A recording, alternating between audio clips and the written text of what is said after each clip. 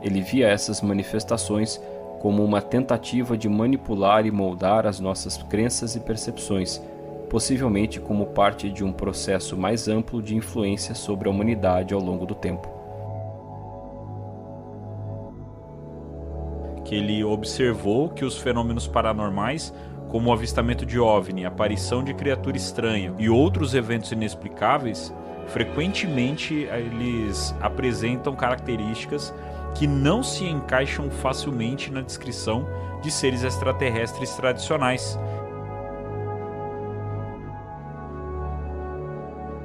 A teoria do Kill e a teoria do Vallée não é a mesma coisa, mas é muito fácil confundir as duas, né? O Vallée traz essa ideia também do que existe um sistema de controle, né, acima de nós, que a gente não conhece, e que as manifestações que a gente vê, elas teriam um caráter também didático. Foram fotografados vários objetos. A ONU nunca ordenou um avião. Ela teve um contato imediato de terceiro grau. Muito grande, parecia um sol. Ele está perseguindo o drone, ela está indo atrás. A aeronáutica não divulga os resultados de suas investigações sobre objetos aéreos não identificados. Ela pegou e bateu assim no meu ombro, embaú, e seguiu o caminho.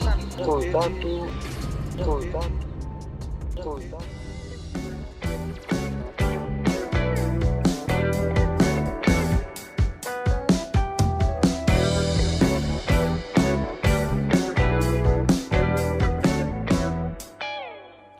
Olá, olá, olá, contatados e contatadas. Sejam bem-vindos e bem-vindas a mais uma edição do O Contato Podcast, o seu podcast de ufologia que toda semana está aqui para trazer muito estudo, criptoterrestres, histórias cabulosas e muito mais. Eu sou Vinícius Martins, mas pode me chamar de Vini.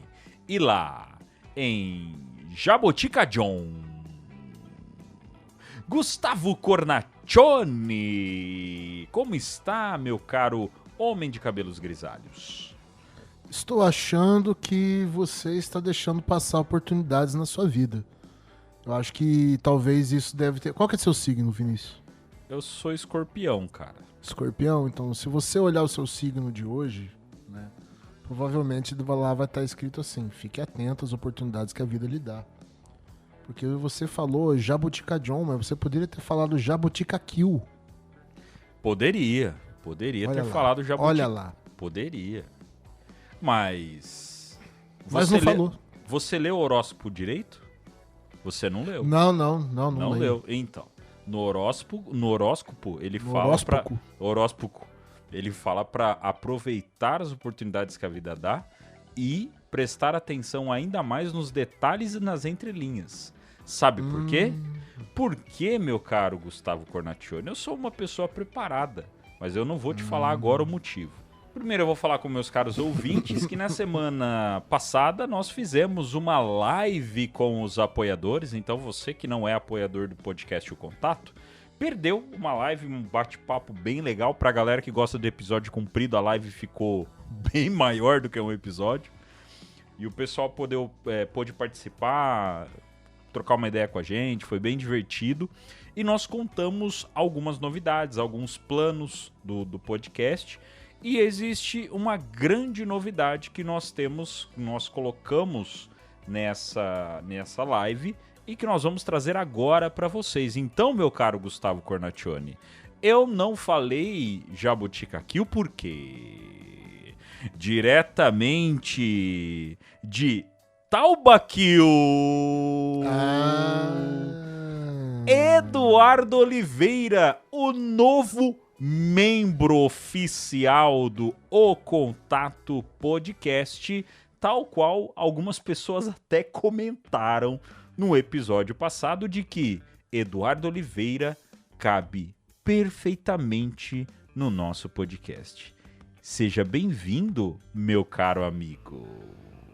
Muito obrigado, caro Vinícius. O senhor vai bem? Vamos bem. Agora melhor, com a sua companhia permanente do nosso podcast. Então eu fico feliz. E o senhor, Guto, o senhor vai bem?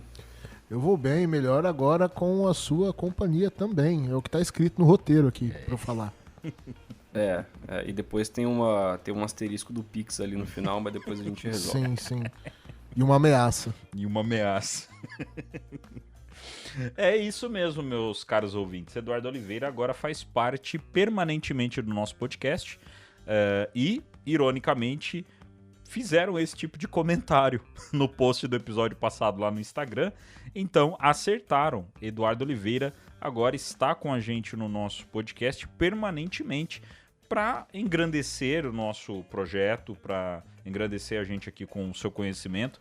Ele faz... Para dar um pouco de pé no chão nas coisas também. Para dar um pouco de pé no chão, porque segundo alguns aí, nós fazemos um papo muito ufológico, né? Então precisa ter um cara mais pé no chão, né? Imagina se a gente fizesse um papo ufológico mesmo, hein, Guto? O que já não tinha saído aqui, hein? Não consigo nem imaginar. Mas agora, com o Eduardo, nós formamos um poderoso Megazord. Um poderoso Megazord. E logo, logo a gente começa a cantar Sandy Júnior. Não.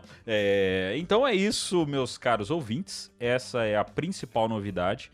Outras novidades vocês vão ver com o decorrer das semanas, dos meses aí, dos episódios também. Nós temos muita coisa que vamos agregar com o Eduardo aqui com a gente. Mas acho que para quem ouve a gente há mais tempo, já percebeu que era algo recorrente, né? O Eduardo estava participando com a gente de forma contínua e não fazia mais sentido não ter ele com a gente aqui. Fizemos o convite, ele topou e, obviamente, ficamos muito felizes e isso vai ser de grande valia para o podcast. Mas e o Podcast X, gente? O Podcast X continua normalmente e vocês vão entender durante o episódio como é que o Podcast X faz parte desse projeto. E ficou bem legal. É isso, meus caros amigos. Quer falar alguma coisa, Eduardo? Não, só dizer que eu fiquei muito feliz aí por ser devidamente fagocitado aqui pelo podcast O Contato. E como eu comentei na live de apoiadores, né, pra galera que não participou, que é a maior parte dos nossos ouvintes aí. Então venha pro grupo de apoiadores, participe das lives, tá? Espero poder continuar justamente com a postura que fez com que vocês se interessassem com que eu entrasse. Eu espero que se essa contribuição gerou interesse, então é exatamente nessa linha que eu vou trabalhar. A gente vai anunciar o OnlyFans agora ou só depois? Não, aí a gente espera um tempinho, porque a gente precisa tirar foto do pé do Eduardo. Não, eu tirei aqui já. Tá bom. Vou mandar no grupo. Vou mandar no grupo agora. Tá, beleza. Que bom, só faltava essa, do resto já tinha. Isso. Então, mais pra frente a gente anuncia o nosso OnlyFans. Vamos pro nosso episódio para trazer um pouco para vocês, meus caros ouvintes, sobre John Keel, o patrono do assunto de criptoterrestres.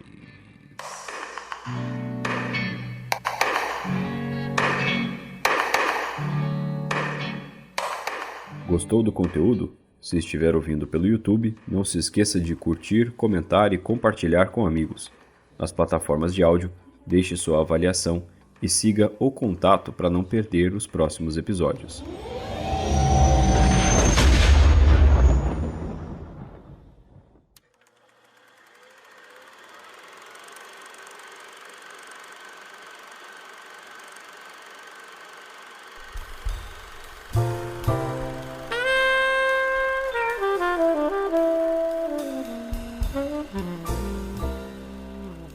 John Alva Keel, cujo nome de nascimento era Alva John Keely. Nasceu em 25 de março de 1930 e faleceu em 3 de julho de 2009. Ele foi um jornalista americano e ufólogo amplamente reconhecido por sua influência no estudo de fenômenos paranormais, especialmente OVNIs. Desde jovem, Keel demonstrava um interesse profundo por magia, sendo apelidado de Houdini pelos amigos. Esse fascínio inicial por magia se expandiu para um amor por leituras sobre ciência, humor, viagens e aviação. Aos 12 anos, Kyo teve seu primeiro conto publicado em uma revista de mágicos. E aos 16, já decidido a se tornar escritor, abandonou a escola para se dedicar integralmente à escrita. Aos 17, ele se mudou para Nova York, onde se estabeleceu no Greenwich Village, e começou sua carreira como editor e colaborador freelancer para várias publicações. Durante a Guerra da Coreia, foi convocado para o exército dos Estados Unidos, onde sua experiência com rádio e televisão o levou a trabalhar na American Forces Network, em Frankfurt, Alemanha, escrevendo programas de rádio. Após seu serviço militar, Kyo continuou sua carreira como correspondente de rádio estrangeiro em lugares como Paris, Berlim, Roma e Egito. Sua paixão por investigar o desconhecido o levou a uma expedição de 4 anos pelo Oriente Médio e o Sudeste Asiático, onde procurou por lendas como o truque da corda indiana, faquirs, yogis e até mesmo o lendário Yeti. Essas experiências foram documentadas em seu primeiro livro, Jadoo, publicado em 1957. Durante a década de 1960, Kyo expandiu seus horizontes para a televisão, tornando-se o principal escritor do programa de jogos Play Your Hunt e contribuindo para séries como Mac e Meyer for Hire, The Chuck Mackin Show, The Clay Cole Show, Get Smart, The Monkees e Lost in Space. Ele também escreveu romances sob o pseudônimo Harry Gibbs, incluindo o popular The Fickle Finger of Fate, publicado em 1966. Kyo tornou-se notório por seu trabalho sobre OVNIs, após ser convidado pela Playboy para escrever um artigo sobre o tema em 1966. Embora seu trabalho tenha sido rejeitado, ele mergulhou profundamente no estudo do fenômeno, viajando por 20 estados e entrevistando milhares de testemunhas, o que resultou em seu livro seminal Operation Trojan Horse. Ele também investigou intensamente os avistamentos em Point Pleasant, Virgínia Ocidental, tema central de seu livro mais conhecido, The Mothman Prophecies, de 1975. Kyo foi um crítico contundente da hipótese extraterrestre, argumentando que os fenômenos como OVNIs e aparições não são necessariamente de origem extraterrestre, mas podem ser produtos de uma inteligência não humana manipulando crenças humanas contemporâneas. Ele popularizou o termo ultraterrestres para descrever essas entidades. Você conhece algum ufólogo que entrou na ufologia por causa da Playboy? Ponto inicial da conversa. John Kyo fez uma publicação em 1966 na Playboy. Você, ouvinte... Não foi... Aí que tá, não foi uma publicação. Ele recebeu um convite, escreveu uma matéria, a Playboy não gostou, não aprovou, mas ele ficou tão fascinado pelo assunto que continuou. É o ditado, né? Deus fecha uma Playboy e abre um disco voador.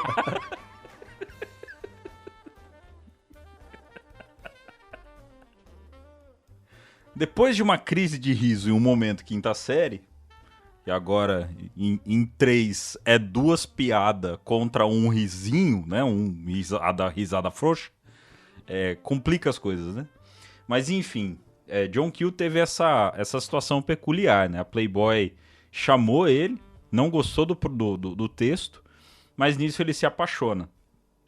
Só que é válido a gente lembrar, né, entrando aí um pouco mais nos detalhes, o John Kyo ele já tinha um fascínio pela magia, eu acho que dá até pra gente talvez trazer, Guto, John Kyo pode ter sido um pouco influenciado por Aleister Crowley, talvez.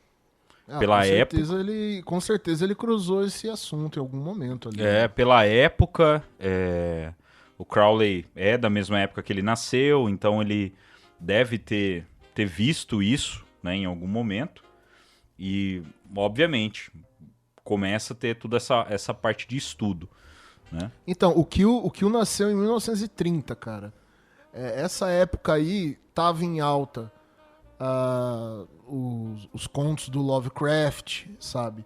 Uhum. As revistas pulp, né, que traziam ficção científica, essas coisas. Então, além desse interesse dele por mágica ou por magia, muito jovem, né, ainda na infância, ele se alimentou desse tema e também na própria literatura, nos quadrinhos, no cinema, no rádio. Tanto é que lá na frente, né, você vê ali que ele vai trabalhar ele trabalhou como roteirista, né, de TV.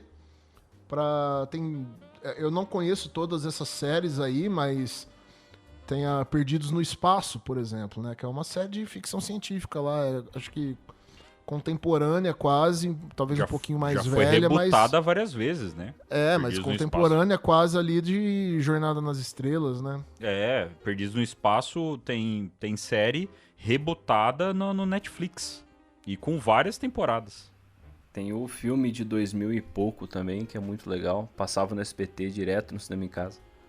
Sim, eu particularmente gosto bastante daquele filme. Não sei qual é a fidelidade dele com as outras histórias. Eu nunca assisti. Nunca assisti nem o Perdido no Espaço antigo e nem o atual. Nunca me chamou muita atenção. Mas o filme eu gostava bastante. Gostava bastante de assistir.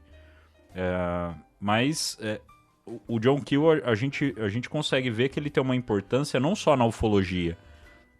E obviamente, eu acho que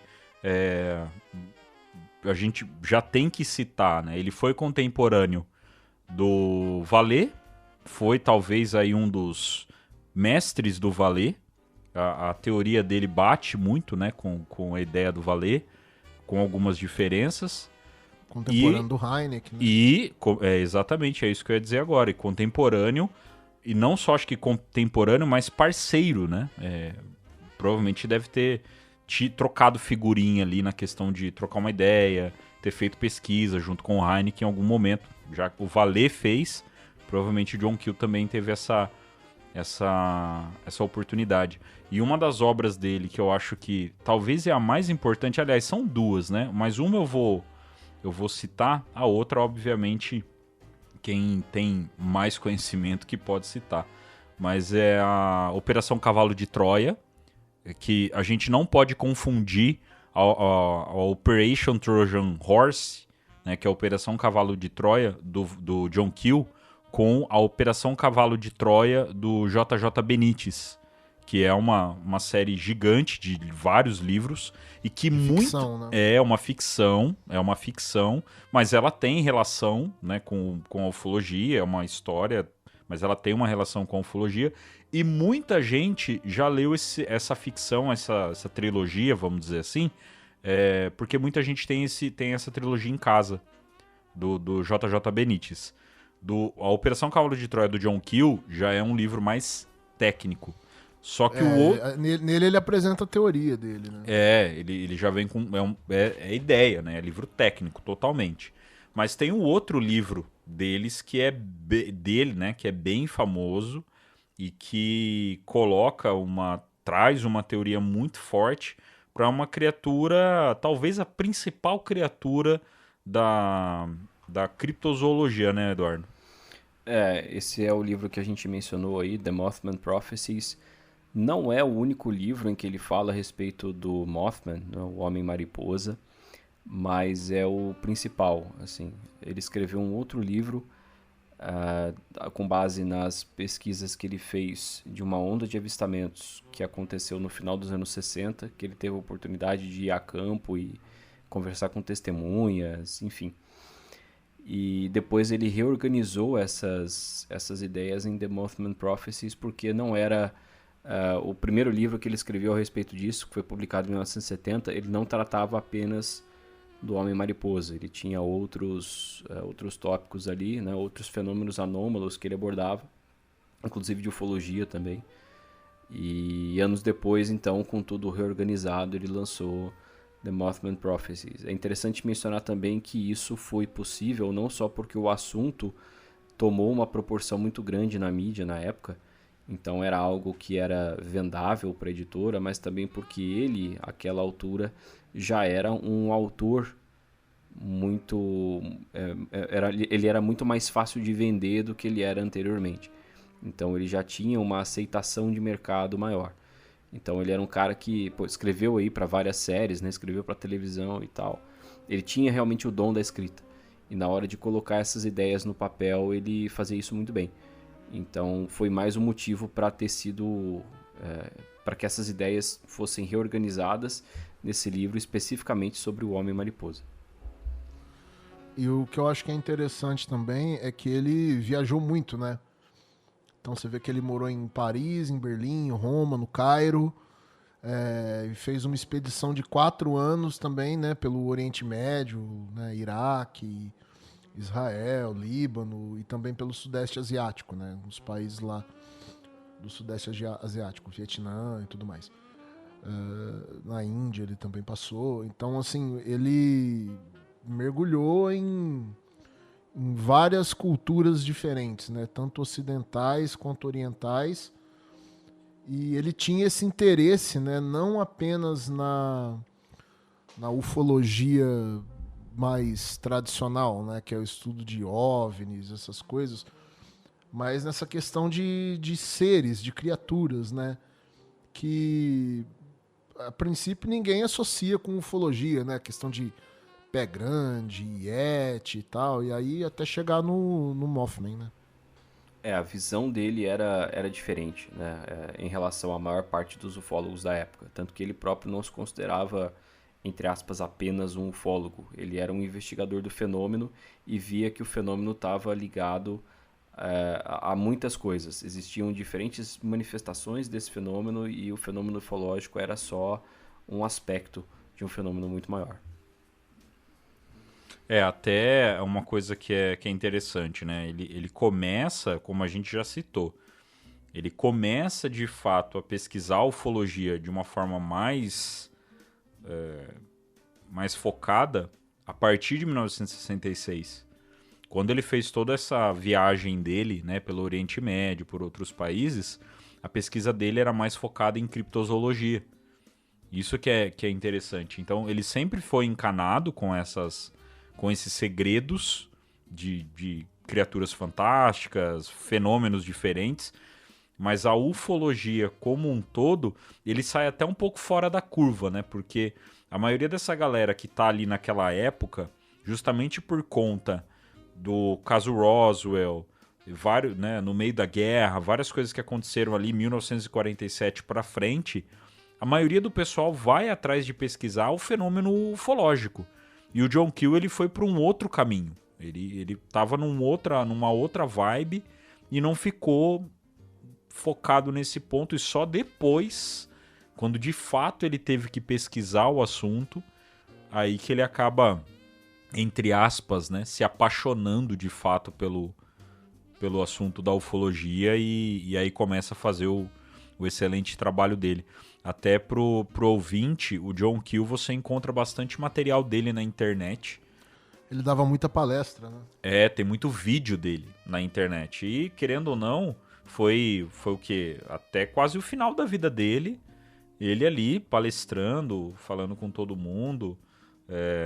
Ele faleceu em 2009, então a gente encontra vídeo dele que é quase atual, vamos falar dessa forma, né? Quase que contemporâneo, porque você vê que não é aquela filmagem antiga, é uma filmagem um pouco mais das épocas de hoje, né?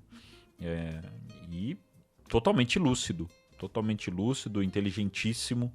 Então pesquisa um pouquinho na internet, vocês vão encontrar bastante conteúdo do John Keel. E ele era, né, pra gente dar continuidade, acho que um dos principais pontos dele é que ele era crítico da hipótese extraterrestre, né? Que é mais ou menos o que a gente vem falando nos últimos 2 episódios aí. Não quer dizer que a gente tá batendo nessa tecla, mas não quer dizer que a gente tá falando que é isso. Estão aprofundando o estudo nessa hipótese. Mas para ele achava que esses fenômenos não eram necessariamente de origem extraterrestre, né? E aí ele popularizou esse termo, né, que seriam os ultraterrestres. Curte o nosso podcast? Junte-se a nós nas redes sociais para debates, enquetes e muito mais. Não segue ainda? Então para aí rapidinho, segue a gente e volta aqui. O link está na descrição.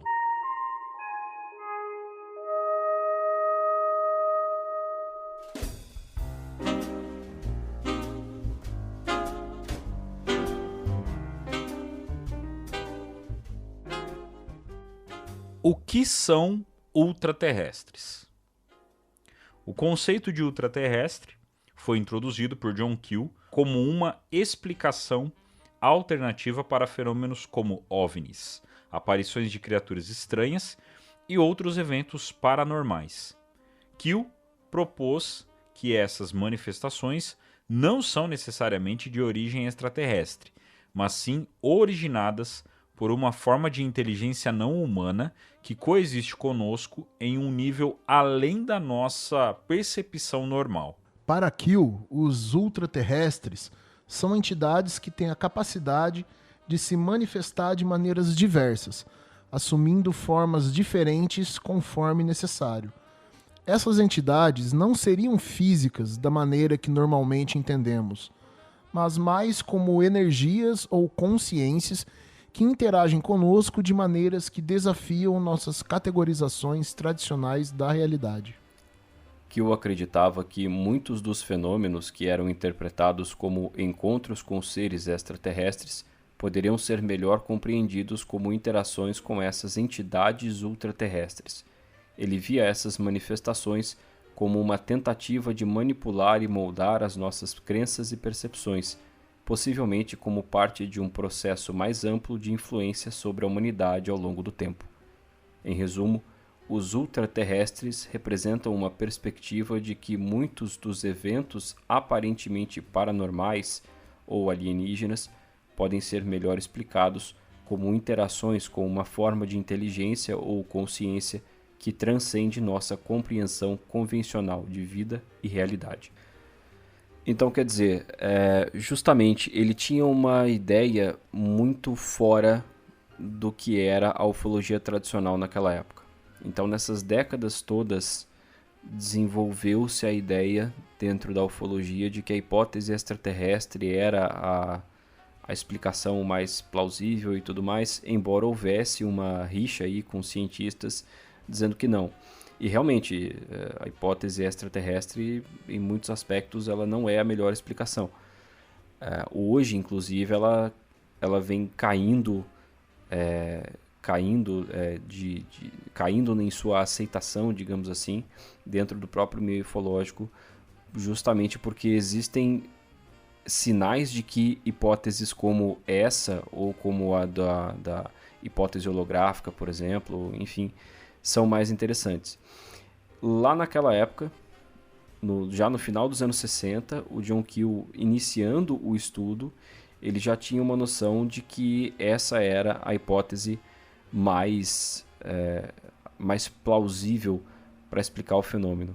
E que para isso ele não poderia restringir o fenômeno àquilo que era considerado apenas ufológico pelo grande público, por exemplo.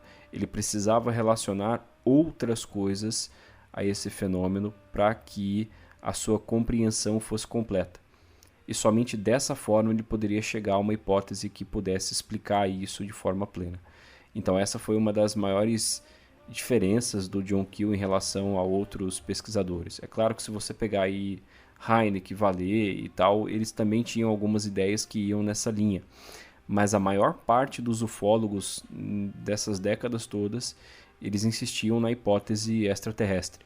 E o Keel, em pouco tempo de pesquisa ali, ele já viu que não era bem assim. É até uma coisa que é engraçada, né? Eu fico imaginando, naquela época, o John Keel chegando com essa teoria. Porque era novidade. E aí ele vem trazendo essa teoria de que os seres, na verdade, não vêm de outro lugar, e sim que eles já estão aqui, ou já viveram aqui, já vivem aqui há muito tempo antes da gente. Então, é uma ideia muito legal. Então, até para a gente fazer o link com os outros episódios e reforçando o que o Guto falou. Não é que a gente está batendo na tecla querendo insinuar que essa é a teoria que mais faz sentido.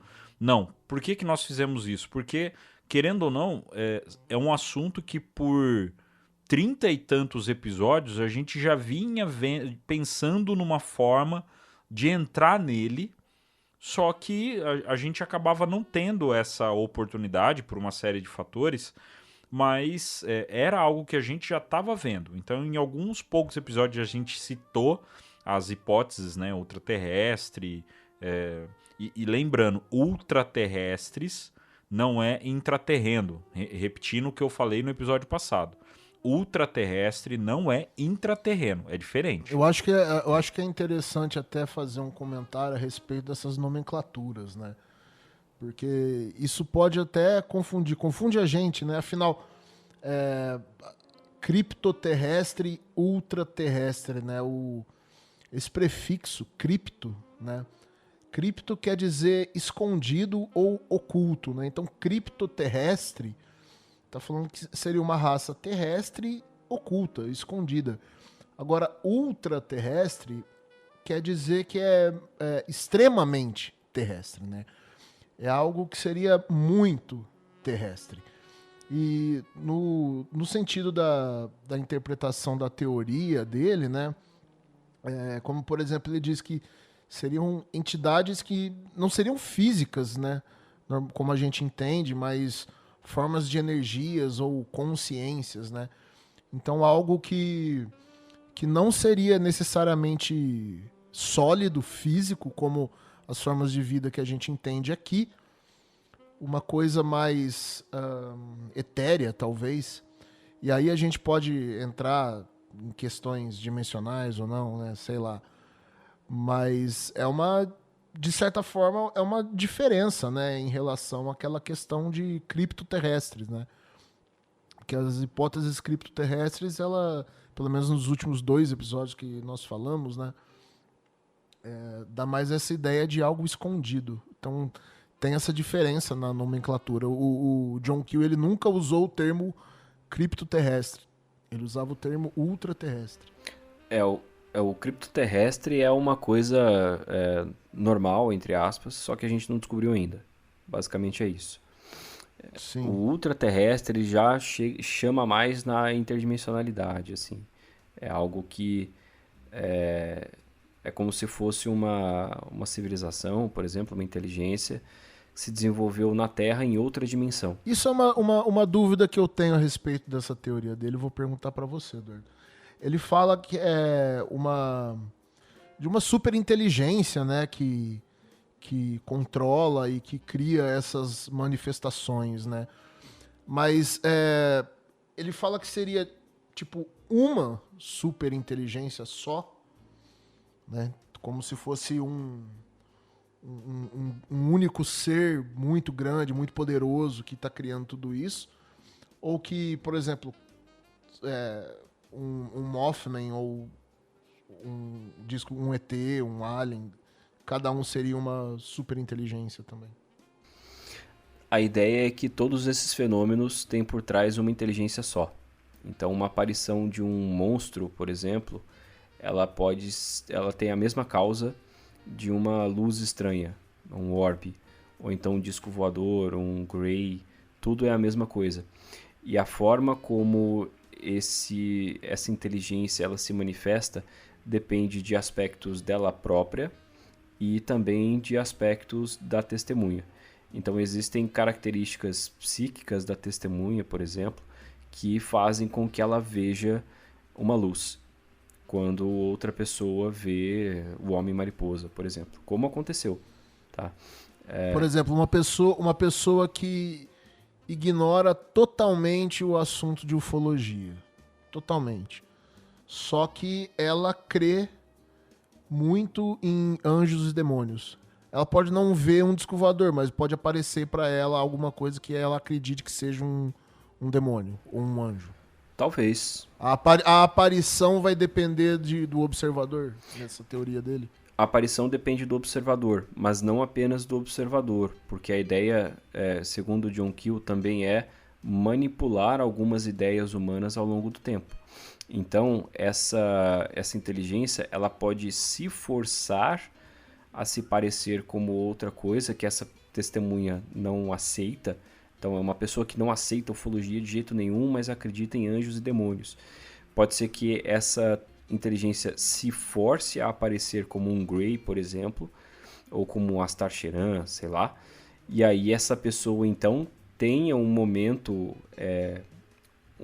crítico ali na vida dela em que ela passa a aceitar a ufologia, e isso cria uma série de eventos na vida dela e das outras pessoas ao redor dela que levam àquilo que aquela inteligência quer. Então não fica restrito apenas a aspectos da testemunha, mas também, entendeu? Depende daquilo que a inteligência quer e o que a testemunha está mais sujeita a ver. Eu acho que isso aí acaba... Não tenho certeza nisso que eu tô falando, é um achismo meu. Pode ser que alguém já tenha trazido isso antes, que eu vou falar.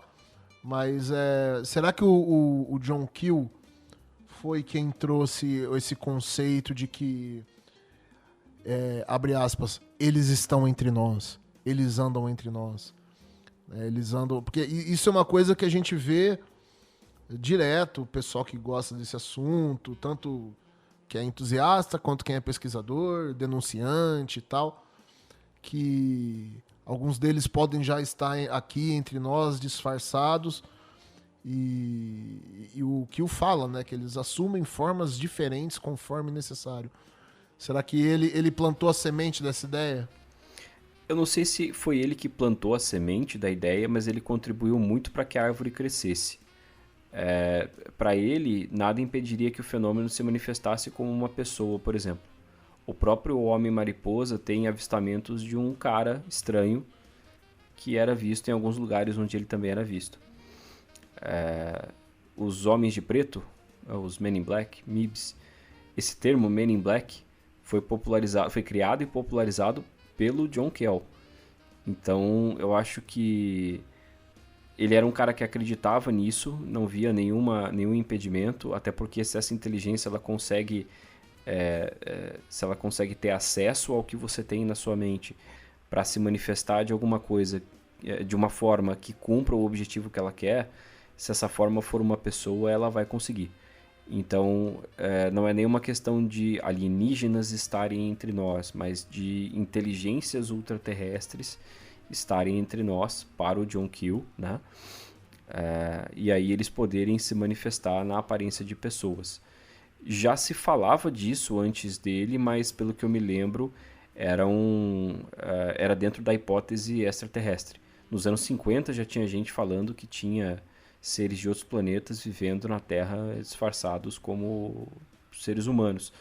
Mas para o John Keel não era uma pessoa biologicamente que estava ali, sabe? Não era um ser de carne e osso, era algo que parecia uma pessoa.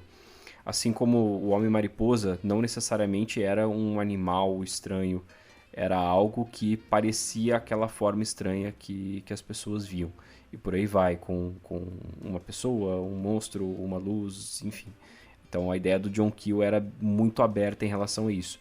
Ele não via muitas restrições em relação a como esse fenômeno pode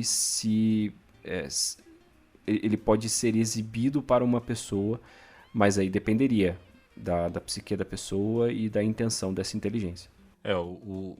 Os argumentos do Keel para defender a tese dele, ele acaba usando, né, ele acaba baseando a tese dos ultraterrestres em uma série de observações e análise de casos que ele acabou investigando ao longo da vida e da carreira dele como ufólogo e pesquisador paranormal.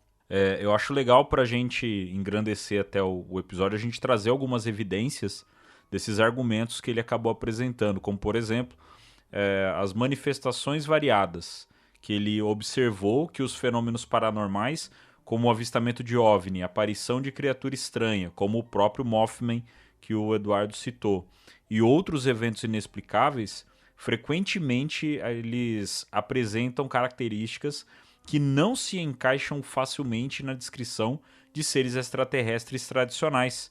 Então não se encaixa, essas explicações não se encaixa, por exemplo, no Gray. E ele argumentou que essas manifestações podem assumir formas e comportamentos muito diferentes, o que sugere uma flexibilidade que não é típica de uma civilização extraterrestre com base material. Então ali já começa alguns argumentos do Kill sobre o porquê esse fenômeno, na verdade, ele é ultraterrestre e não extraterrestre. Ele usa a questão da variedade de manifestações, né? De formas muito diferentes, né? Não ter necessariamente um único padrão. E realmente, né? Você tem... Como é que você explica casos como, sabe, puta, me fugiu o nome, o cara lá do Fogo no Céu. Travis Walton. O Travis Walton. O cara do Travis Walton que joga uma luz no peito dele, é o cara abduzido e não sei o que lá. E um caso como a Maria Sintra, né? Que surge uma mulher, pede pra encher uma garrafa de água, entra num negócio e some, né? E também tem várias coisas que às vezes não batem. Sempre descrevem que os objetos que se veem, eles não fazem som, mas aí tem outros que fazem som. Tem aquele vídeo do ESO, né, que ele analisou, que é legal pra caramba, e onde o som era uma coisa... O som que aquele objeto fazia era algo que reforçava a ideia de que aquilo ali era algo anormal, porque era um som muito diferente. Então tem padrões, mas sempre tem exceção. Eu acho que é isso aí que ele usa nesse argumento. Outro argumento que ele traz é a questão de manipulação de crenças, né? Ele investigou como esses fenômenos eles parecem estar intimamente ligados à cultura e às crenças contemporâneas das testemunhas, né? Aquilo que a gente estava falando. Por exemplo, as aparições de OVNIs e criaturas paranormais muitas vezes refletem mitos e lendas locais, sugerindo uma adaptação às expectativas e imaginações humanas. Isso levou Kill a especular que esses fenômenos poderiam ser projetados para influenciar e manipular a mente humana, talvez como parte de um fenômeno mais amplo de condicionamento cultural ou social. Isso aqui casa muito com a teoria do Jacques Vallée do sistema de controle, né? E é bem difícil. Eu sei que, assim, não são as mesmas... A teoria do Kill e a teoria do Vallée não é a mesma coisa. Mas é muito fácil confundir as duas, né? É muito fácil. O Vallée traz essa ideia também que existe um sistema de controle, né? Acima de nós, que a gente não conhece, e que as manifestações que a gente vê e tudo mais, elas teriam um caráter também didático, de conduzir os acontecimentos da humanidade em certos caminhos, assim, né? Como, por exemplo,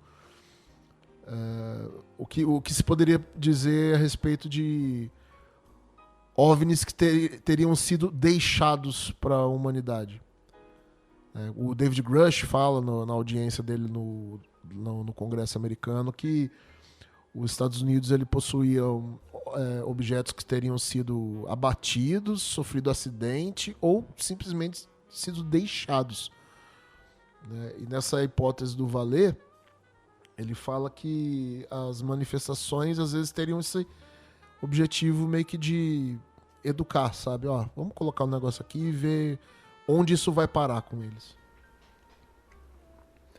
Ele fala também sobre a interdimensionalidade desse fenômeno.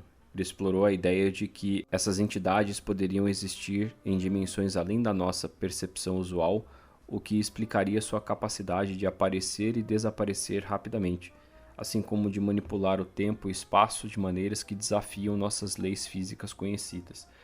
Aliando essa interdimensionalidade ao objetivo de manipulação de crenças, você tem aí a ferramenta perfeita para fazer o que você quiser a longo prazo com a humanidade. né? Então, vamos pensar aí num avistamento de Fátima, por exemplo.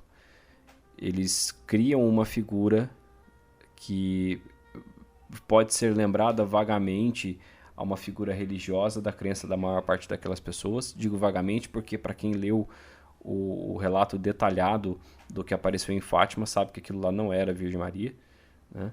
É bem diferente, né? Era muito diferente, né? Passou a ser considerado Virgem Maria a partir do momento que as crianças conversaram lá com, não me lembro se era um padre ou um bispo, que falou para elas assim: tá bom, vocês querem ir lá ver? Beleza, mas é Virgem Maria, tá? Vocês estão vendo, vai lá. E na verdade não tinha nada a ver. Mas imagine poder proporcionar algo que uma população que tem uma crença religiosa muito grande possa identificar facilmente como uma manifestação religiosa, seja na forma de um milagre, seja na forma da aparição de alguma figura da religião delas. Então essas são as capacidades dessa inteligência ou dessas inteligências, segundo o John Keel. E isso vem sendo feito na humanidade há muito tempo. Eu acho que nesse ponto, né, desse argumento dele, que a gente acaba casando um pouco mais com a teoria do Vallée, de interdimensional, mas é nesse pequeno ponto que tem essa relação, né, que essas teorias acabam se cruzando. Mas o John Keel, ele realmente vai para um outro lado, né? Um outro argumento dele é sobre as evidências e relatos das testemunhas. Então ele considera isso. Então, ao longo das investigações dele, ele acabou entrevistando muitas testemunhas de eventos paranormais e OVNIs. Ele argumenta que a consistência nas narrativas dessas testemunhas, apesar das diferenças culturais e geográficas, apontava para algo além de simples coincidência ou alucinação. Os relatos, eles reforçavam que a sua visão, né, eles acabam reforçando a sua visão de que havia uma inteligência por trás desses fenômenos, embora não necessariamente de origem extraterrestre. Ele chega na conclusão de que existe um fenômeno, ele é real e ele não é por acaso, ele não é um fenômeno que ele vem ali sem um motivo, ele não é um fenômeno natural também e não é uma criatura. Quando é uma criatura, quando o relato é de uma criatura ou de um avistamento de algo, ele acaba se comportando de acordo com esses relatos, ele acaba se comportando de uma forma muito inteligente. E isso casa, esses relatos que ele acaba citando, casa totalmente com os relatos que nós temos até hoje da ufologia. Todo mundo que acaba tendo um contato um pouco mais direto com o fenômeno relata que a luz ela acaba se movendo de forma inteligente. A gente tem lá o relato do Sérgio Mota, né, que é o operador da torre de comando na noite oficial dos OVNIs. Ele fez um teste com as luzes e elas se comportaram de forma diferente. Os caças que estavam atrás das luzes, eles viram que elas se comportaram de forma diferente. Então, o fenômeno ele não se comporta de forma aleatória. Ele se comporta de uma forma que dá para ver que alguma coisa está ali, comandando aquilo ali. Então, dificilmente você fica nessa conclusão de que não é uma inteligência. É muito, muito difícil da gente chegar nesse tipo de conclusão. A ideia, a impressão que me passa é que o John Keel, a visão que ele tem é o seguinte: como se nós vivêssemos dentro de um The Sims e essa superinteligência é a pessoa atrás jogando. Aí a superinteligência decide uma hora ali no jogo botar um disco voador, botar um fantasma, é a impressão que me dá. Tem hora que... E é até assustador, né? A gente acaba pensando dessa maneira, fica mais assustador ainda, porque uma coisa é a gente falar de uma inteligência extraterrestre que, de repente, a gente pode combater ela, que é o que é passado pela nossa cultura, por Hollywood. Então, uma inteligência extraterrestre, É física, né? Que você pode jogar um míssil nela. Né? Isso, ela acaba sendo mais frágil. Ela acaba sendo algo um pouco mais frágil, se a gente parar para pensar. Ela é muito, muito potente, muito ameaçadora, mas ela é mais frágil, porque ela é físico. Então você joga uma bomba nela, funciona.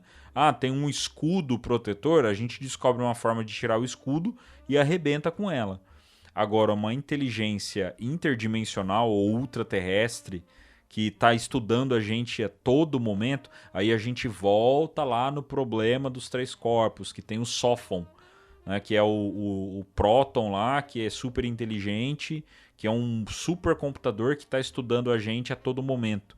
Cara, imagina que terror a gente ter esse tipo de consciência, de que o fenômeno está a todo momento estudando a gente, a todo momento observando a gente, e a hora que ele quiser deletar a gente do rolê, a hora que ele enjoar da gente, ele simplesmente pode fazer isso. Acaba sendo muito mais aterrorizante esse tipo de pensamento. Outro argumento que o John Keel traz é a respeito de experimentos psicológicos e manipulação mental. Ele especulou, né, que os ultraterrestres poderiam estar envolvidos em experimentos psicológicos com a gente, né, manipulando a nossa percepção e influenciando eventos globais para promover certas crenças ou agendas.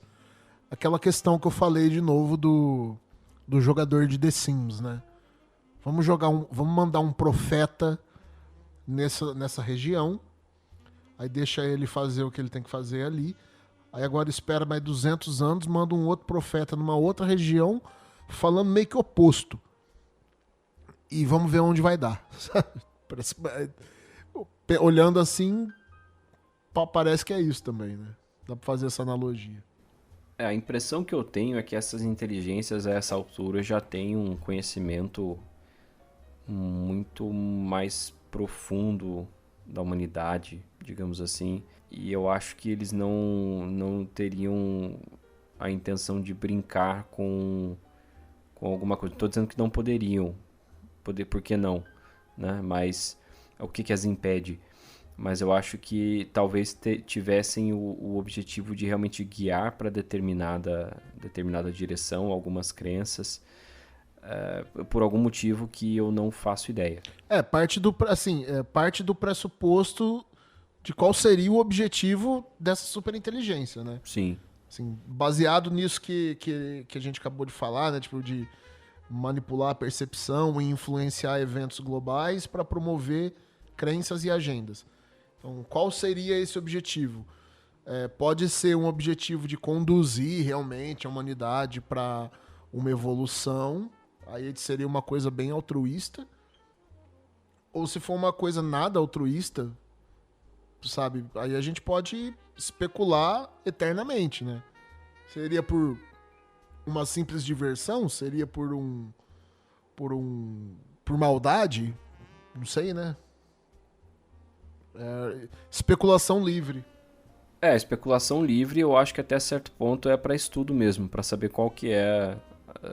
Alguns fenômenos podem ser para descobrir qual é a nossa reação diante de alguma coisa, nem que seja a nível pessoal, sabe? Alguém coloca uma aparição mariana em algum lugar para saber como que aquela população vai reagir.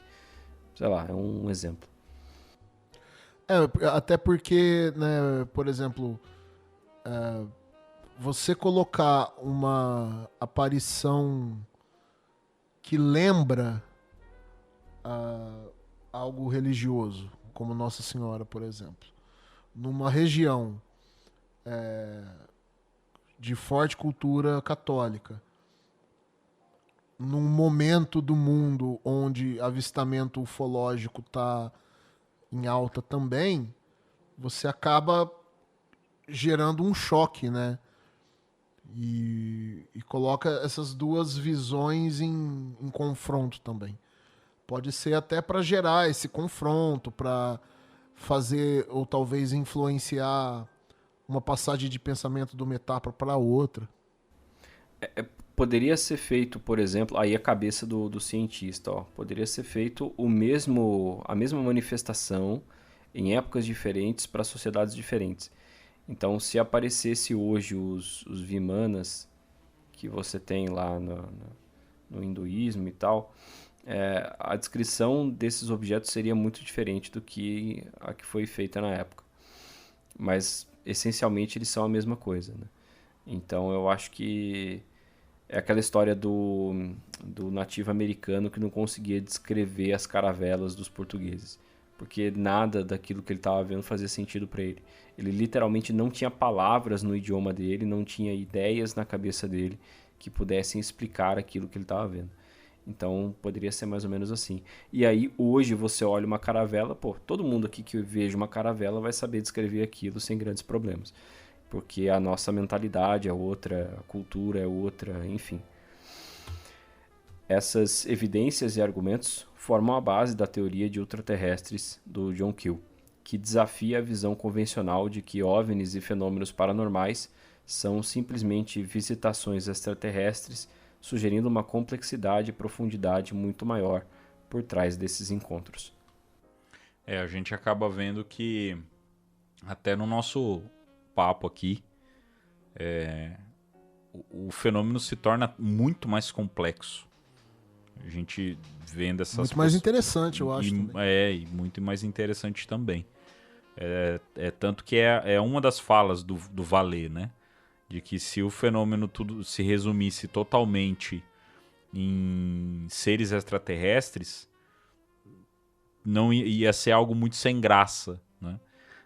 E eu já vi gente falando ao contrário também. Aqui existe um fascínio muito grande, eu acho que por conta dessa doutrina nossa do cinema, de que o fenômeno ele é extraterrestre e aquele sonho de que a nave espacial gigante chegando na atmosfera, e a gente vai vendo que isso vai ficar totalmente para ficção, e que talvez o fenômeno ele seja de uma forma totalmente diferente, né? E cada vez mais com estudo, com depoimento, até com alguns vídeos que a gente acaba vendo de militares, alguns vídeos que ninguém consegue fazer debunker, a gente acaba questionando realmente que o fenômeno não é algo que veio de outro planeta para ficar ali fazendo evoluções no meio de Capão Redondo aleatoriamente, sabe? Nessa hora que a gente acaba pensando e fala, realmente, uma coisa uma coisa extraterrestre não iria parar no meio lá do Capão Redondo, em São Paulo, numa noite, e ficar voando ali à toa, sem motivo, né? Ou, sei lá, estudando, enfim. Mas uma coisa interdimensional faria isso ou né, uma coisa que já mora aqui, talvez faria um pouco mais de sentido estar fazendo aquilo ali. Por que seres alienígenas atravessariam sistemas solares para vir aqui pegar pedra? Sendo que esse tipo de relato já existe. Eles não descobriram ainda do que é feito as coisas aqui? Tá 100 anos vindo aqui pegar pedra? Dá a impressão que é um teatro. E além da contribuição para a ufologia, o Keel não parou por aí, né? Ele era conhecido por seu humor e estilo irreverente, então o humor faz parte sim da ufologia, como vocês veem às vezes a gente fazendo aqui, vários outros podcasts também acabam usando desse artifício, né? Personificando em seu cartão de visita que dizia John A. Keel, né? John A. Keel, autoridade em nada. Pô, cara, fantástico. Maravilhoso. Cara, me descreve isso aí, me descreve muito bem. O Contato Podcast, autoridade em nada. Eu sei um pouco sobre muito, mas não sei muito sobre nada. Depois de 30 e tantos episódios, mais de 40 lançados, temos um slogan pro O Contato Podcast. E John Keel, pelo menos até o momento, não está aqui para exigir os direito autoral. Então, O Contato Podcast, autoridade em nada. Somos nós. Vou colocar no LinkedIn. Mas, continuando a história do Keel, ele acaba falecendo aos 79 anos em Nova York, deixando um legado de investigação meticulosa e uma visão provocativa sobre os mistérios do universo.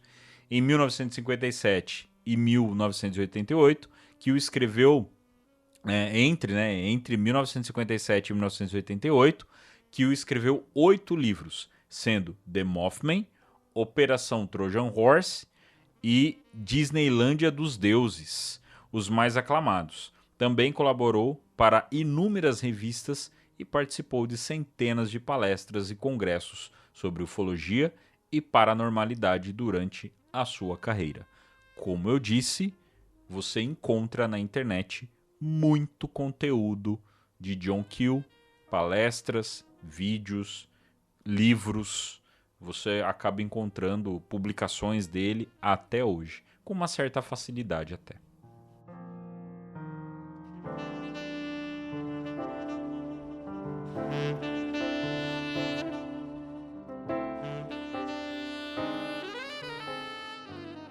Contribua com o Contato no Apoia-se e tenha acesso a conteúdos exclusivos, grupo de apoiadores e muito mais. apoia.se/O Contato Podcast.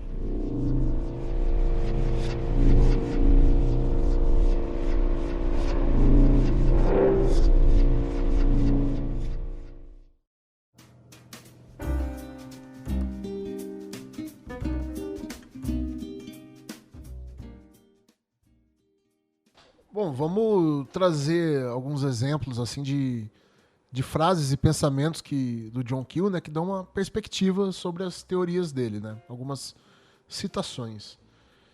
Então, uma frase dele, né, do livro The Mothman Prophecies, né, sobre a natureza dos fenômenos paranormais.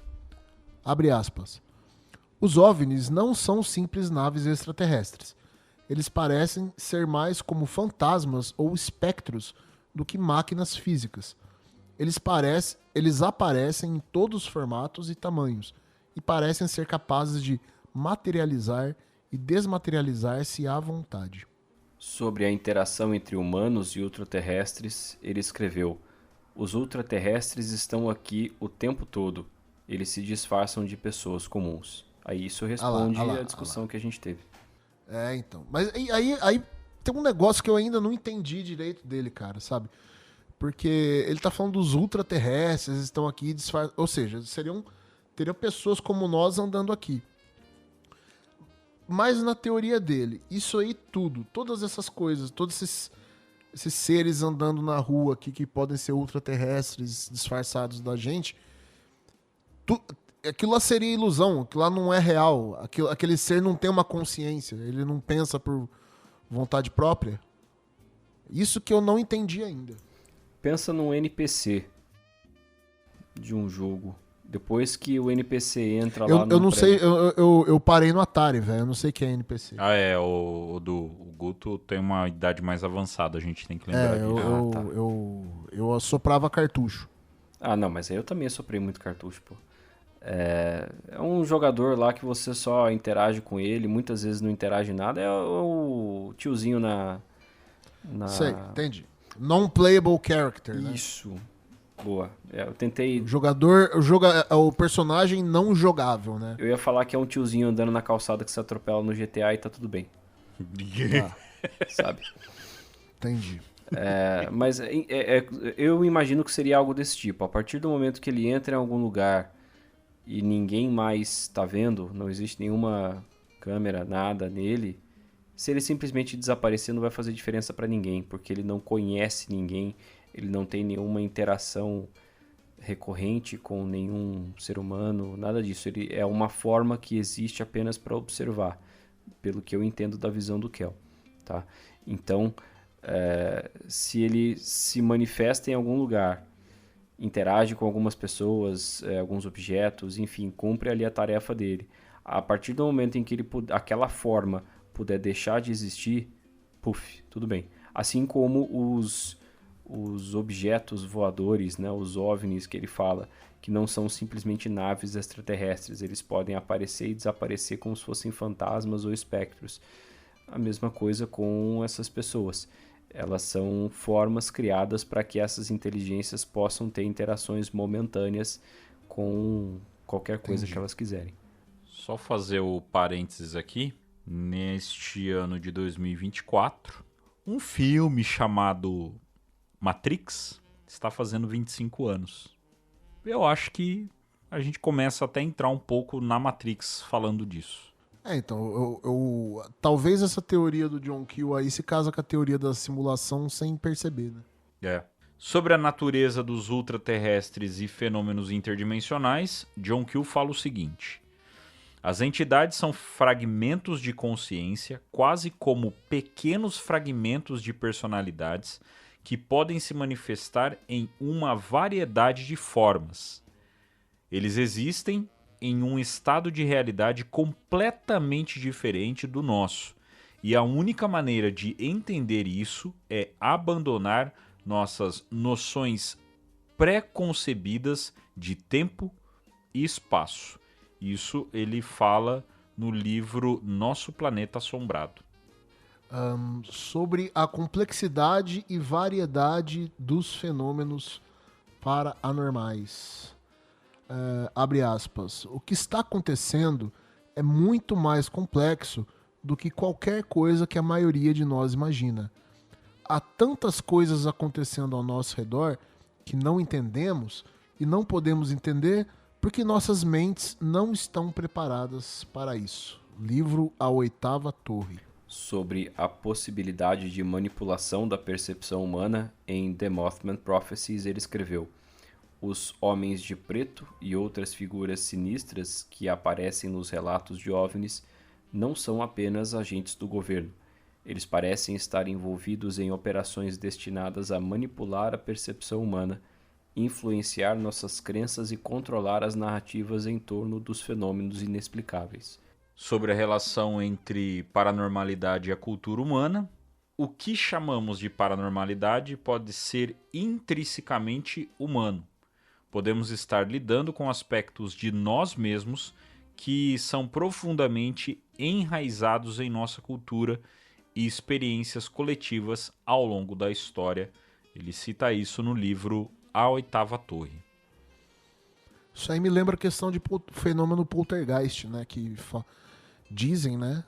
Quem estuda essa questão, que o fenômeno poltergeist está intrinsecamente ligado à testemunha, né? Sim.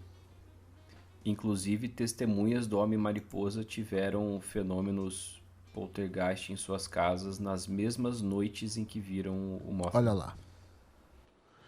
Bom, essas citações elas refletem a profundidade das ideias de John Keel, que desafiaram e continuam desafiando as fronteiras do conhecimento convencional. E convida a gente a explorar o mistério e a complexidade do universo, além do que é visível e mensurável. Agora ele está provocando você aí, Eduardo. Eu ia fazer um trocadilho aqui sobre o que é visível, eu ia falar sobre outras formas de luz e tal, mas, né, do espectro eletromagnético, mas não vou meter esse trocadilho, não. Mas ele falou mensurável. Tá dentro ainda, mas vamos lá. Tá dentro, vamos lá. John Keel foi o principal investigador de um caso que passou a compor parte importante do folclore moderno americano a partir dos anos 60. Ele foi a campo e levantou informações importantes sobre as aparições do Homem-Mariposa, ou Mothman, visto em Point Pleasant, no estado de West Virginia, em 66 e 67. Ele relatou suas descobertas e pontos de vista em entrevistas e livros, especialmente em The Mothman Prophecies, que foi publicado em 1975.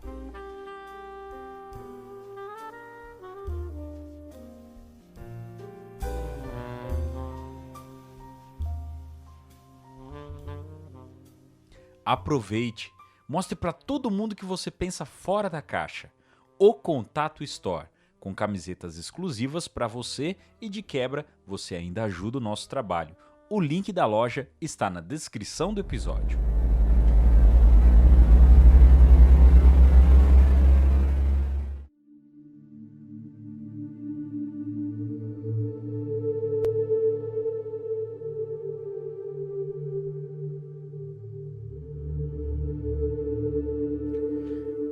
As aparições do Homem-Mariposa tomaram a mídia do país na época. O livro tornou-se mais conhecido a partir de 2002, com o lançamento do filme A Última Profecia, uma ficção que teve por base os relatos de Keel no livro. No filme, um jornalista investiga aparições de uma estranha criatura numa pequena cidade com a ajuda de uma policial e moradores locais. A personalidade de Keel é dividida em dois personagens: o jornalista, protagonista da história, interpretado por Richard Gere, e um investigador paranormal, interpretado por Alan Bates. Ao invés de ufólogo, Keel preferia o termo forteano, em referência a Charles Fort, escritor e investigador de fenômenos anômalos. Isso porque Keel não se restringia ao estudo dos fenômenos ufológicos, mas também abordava uma ampla gama de eventos paranormais ou anômalos. O Homem-Mariposa é um bom exemplo disso.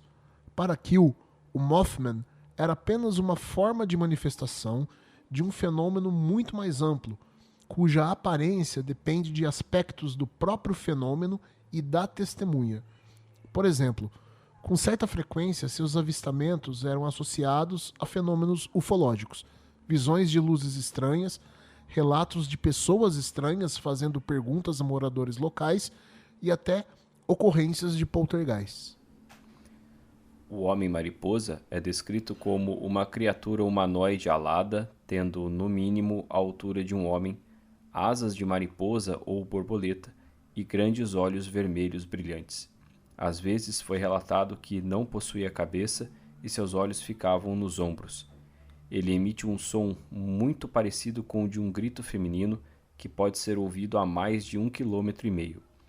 A pele sob suas plumas, geralmente descritas como cinzas ou marrons, pode ser cinza ou azul. É uma criatura forte, sendo que foi vista levantando objetos tão pesados quanto carros. Nas testemunhas, sua visão costuma provocar o pânico momentâneo e efeitos psicológicos duradouros, desde pesadelos com a criatura ao medo de ficar em lugares abertos. Avistamentos de criaturas aladas são registrados desde o século XIX, especialmente na Europa e na América do Norte. Por vezes, são relatados ataques a pessoas ou animais. Em outros contextos, pode-se considerar que criaturas parecidas representam o mesmo fenômeno, como o Homem-Coruja, visto no Reino Unido desde os anos 70. Costuma-se associar os avistamentos do Homem-Mariposa a mau presságio. É dito que ele foi visto nos arredores da usina nuclear de Chernobyl, dias antes do acidente, em 1986, e em Fukushima, antes do desastre nuclear causado pela tsunami em 2011. Avistamentos também teriam acontecido em Nova York antes do 11 de setembro. Esses relatos foram inflamados pela internet no século XXI e é difícil ter certeza sobre eles.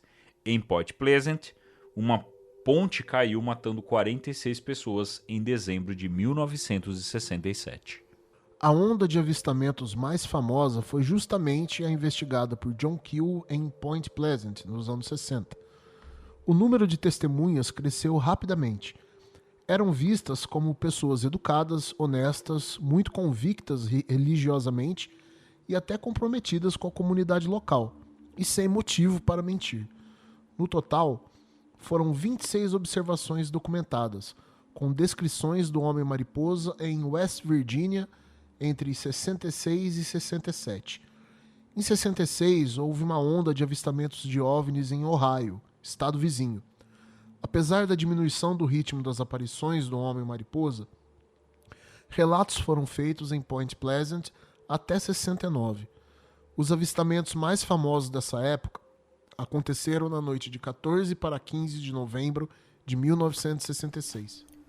Às 10h30, Newell Partridge, empreiteiro do subúrbio de Salem, cerca de 145 km a nordeste de Point Pleasant, assistia TV quando a tela ficou preta e o aparelho emitiu um apito agudo que parou abruptamente.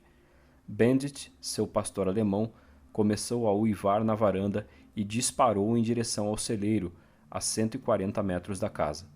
Quando saiu, o homem viu o cão de frente para o celeiro. Ele pegou uma lanterna e apontou-a para lá.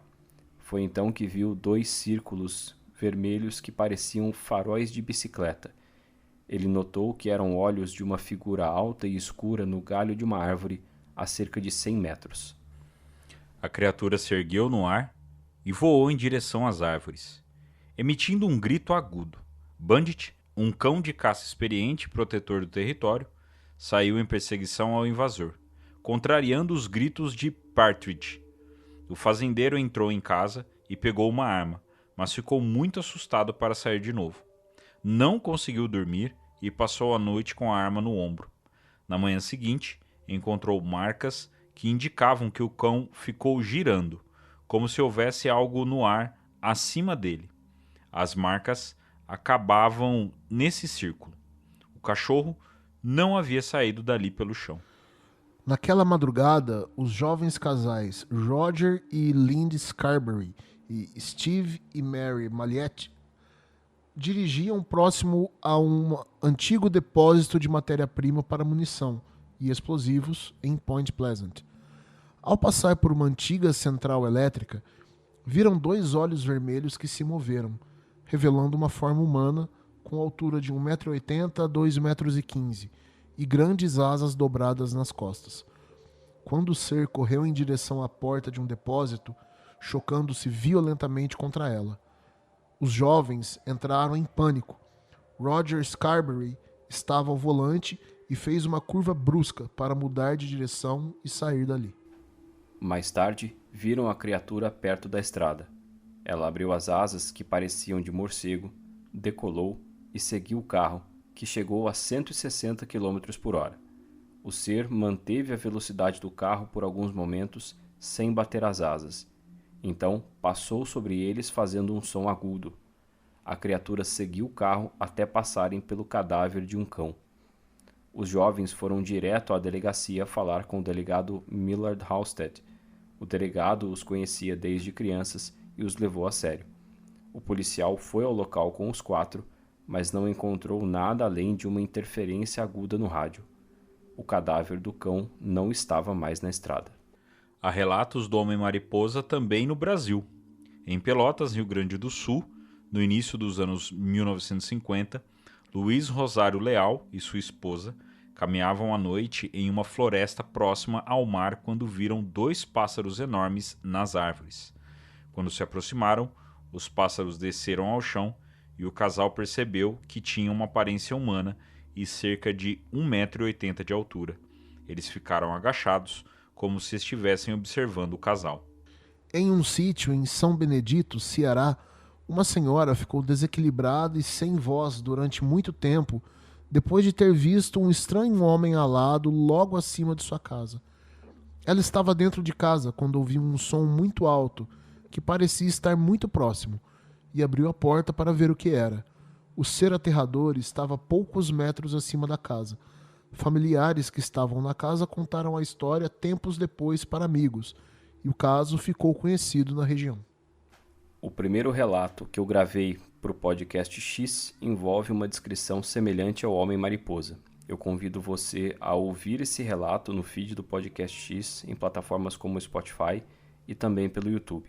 Esse relato está entre os episódios 11 e 12. Outros relatos brasileiros e mais detalhes sobre avistamentos do Homem-Mariposa e fenômenos estranhos associados a ele poderão ser ouvidos em um especial de 2 partes do podcast X. Ele vai ser lançado nas próximas semanas e vai complementar o que você ouviu neste episódio sobre o Mothman e o John Keel. Mas esteja avisado, suspense e medo não são opcionais, eles são obrigatórios.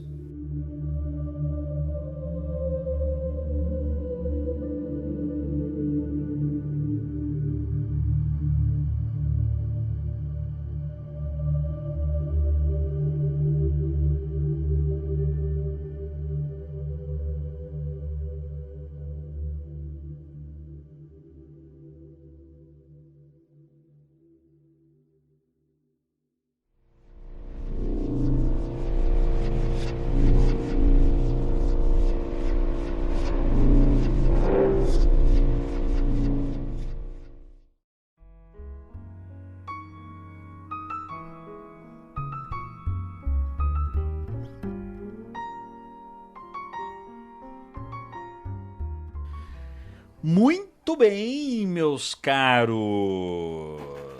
Gostei, hein? Gostei Nessa bastante. segunda metade aí, o assunto ficou tão pesado que ninguém quis comentar nada. Gostei e fica aí, essa parte do Mothman, eu comentei principalmente com os nossos apoiadores, de que esse episódio ele seria roteirizado pelo Eduardo, seria o primeiro episódio já roteirizado por ele. Porém, como vocês notaram, nós puxamos também o assunto dos criptoterrestres, e a gente no episódio passado citou o John Keel. Então nós fizemos uma união do assunto do criptoterrestre com essa parte do Mothman, que o Eduardo já tem preparado um episódio especial no Podcast X há um bom tempo.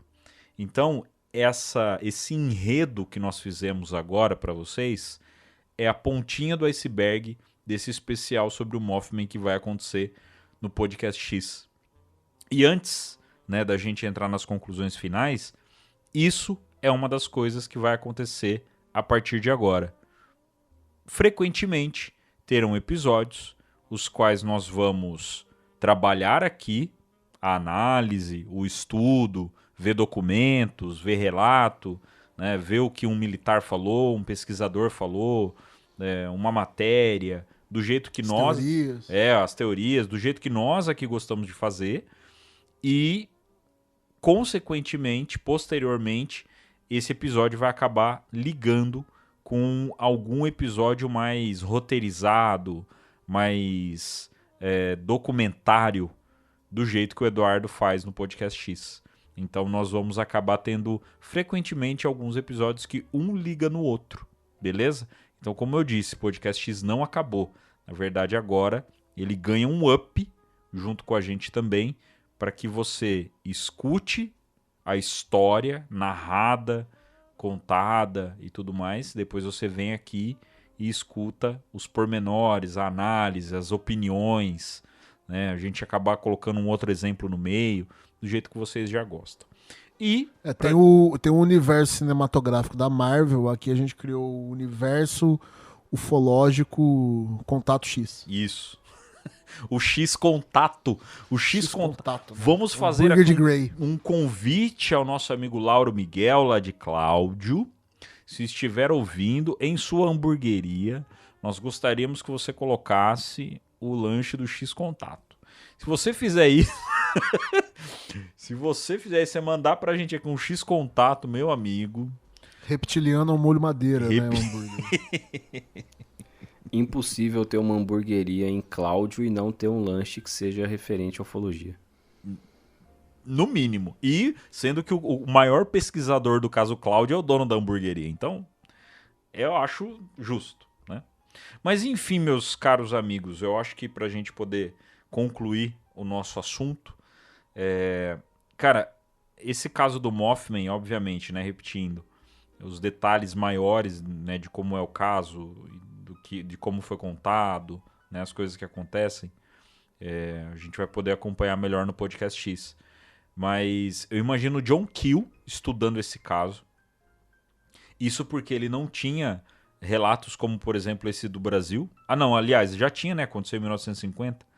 Ele já teria também essas informações. Mas esse caso do Homem-Mariposa e outros casos que envolvem criaturas, né, que nem o Homem-Coruja, acabam deixando tudo muito intrigante. E aí vem aquele questionamento, faz parte tudo do mesmo fenômeno?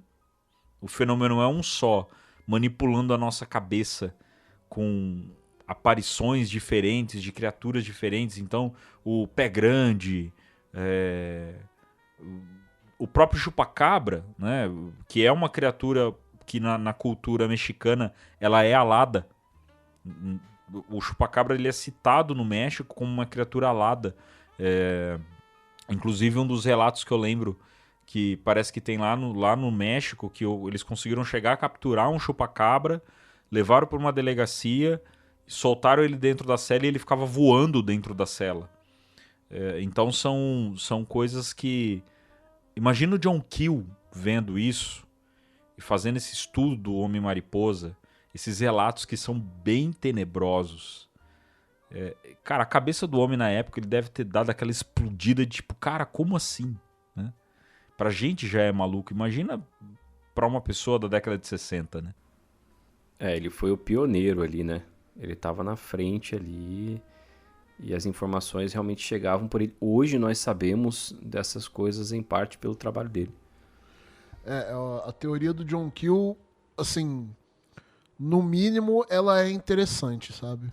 Pra um cara como eu que gosta de escrever e criar histórias, como fonte de ficção, ela é muito interessante.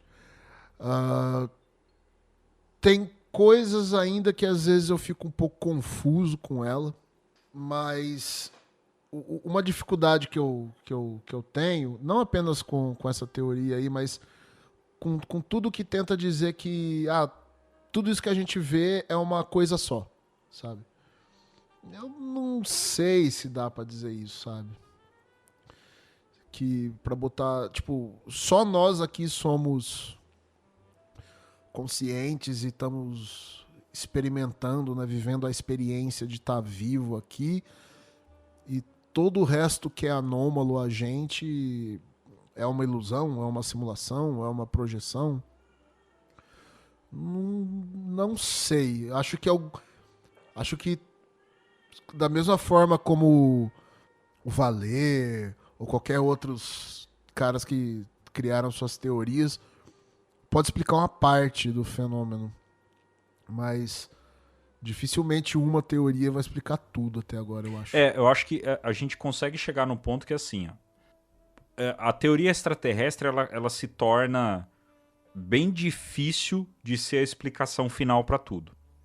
Ela vai se tornando ela se torna baseada no conhecimento que a gente tem hoje da física, né? Só de repente a gente descobre uma forma de alguma civilização muito longe vir para cá em pouco tempo, uma maneira que a gente não sabe como que faz, aí isso volta a ficar em voga, né? Sim, então assim, o que eu ia dizer a gente não tá dizendo que ela não é possível e que ela não é a melhor ou qualquer coisa do tipo.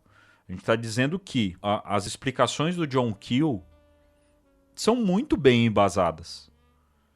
O conceito criptoterrestre, agora juntando tudo, né, fazendo a conclusão total aí dos 3 episódios que a gente fez sobre, né, essa trilogia aí dos criptoterrestres, o estudo de um bioma novo que está acontecendo nesse momento, as evidências que outros estudos que o Bernardo Kastrup trouxe, que os 3 pesquisadores que nós trouxemos no episódio passado também trouxeram, mais o John Keel, mais outros pesquisadores, é muito difícil a gente não ficar com uma pulga atrás da orelha sobre essa teoria.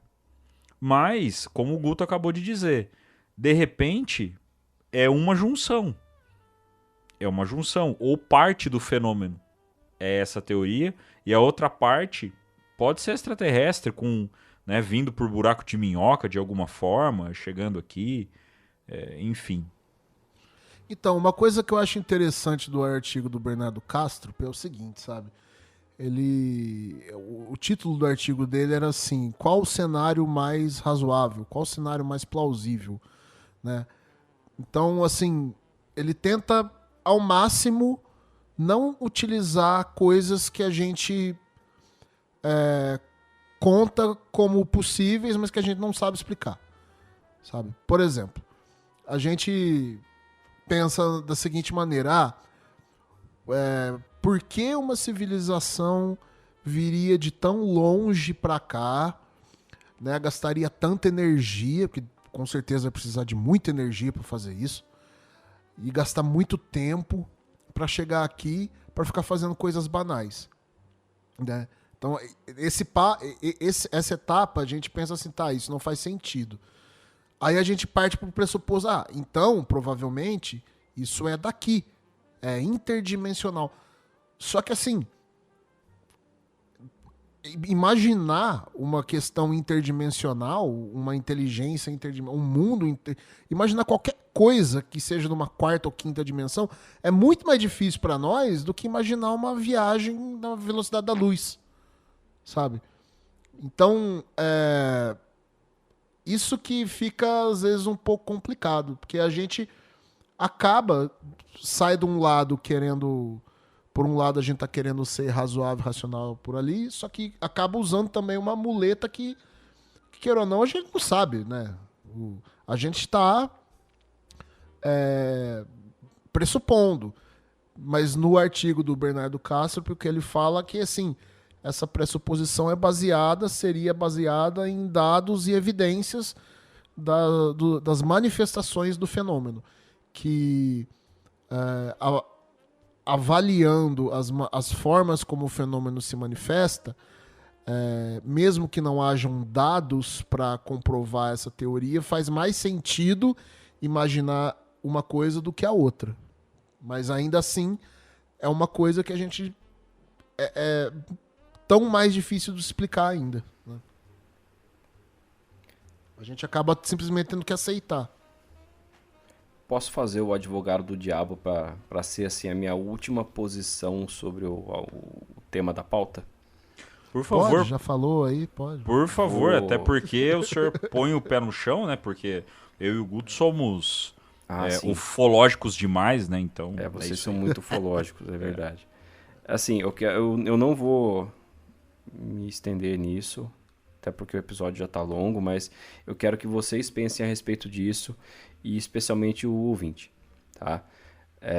A gente viu que o John Keel começou como escritor de ficção. O fato de que ele se tornou um dos forteanos, né, como a gente viu, que é ali o ufólogo mais o paranormal. Ele pesquisa tudo que é anômalo, é o forteano, no caso do Charles Fort.